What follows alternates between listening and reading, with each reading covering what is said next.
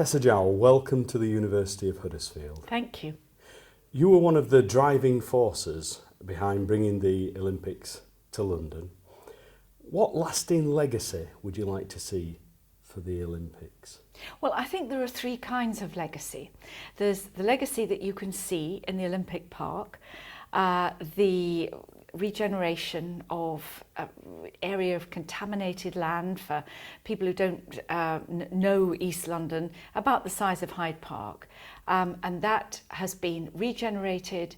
It now next year will become home to 3,000 families. The Olympic Village will become homes for families, local families, and of course the world-class venues. So the regeneration is there for everybody to see. The world-class venues, the new homes, the reclaimed land, the clean River Lee rather than the River Lee filthy with shopping trolleys in it. And then there's a second legacy, which is more young people inspired by sport. This is more difficult. We have run the games on a cross-party basis, but this is the area where there is a difference between us and the present government, that this is an offer and an ambition that has to extend to all young people.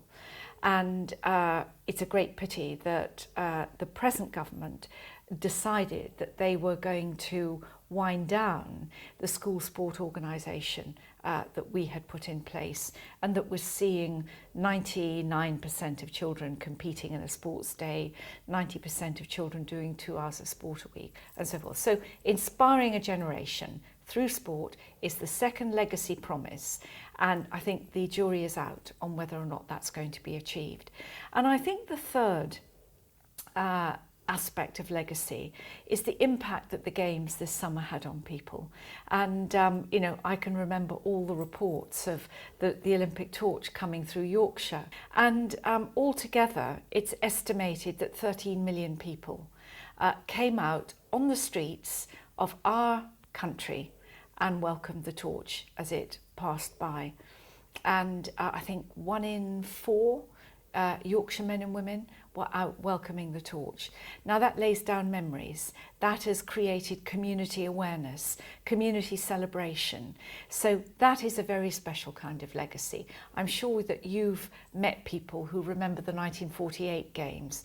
Well, people now for a generation will be talking about the London 2012 Games. And I hope they will also be saying, and the London 2012 Games changed our country and changed our country for the better. If Labour were the government, what would you put in place to ensure there was a legacy?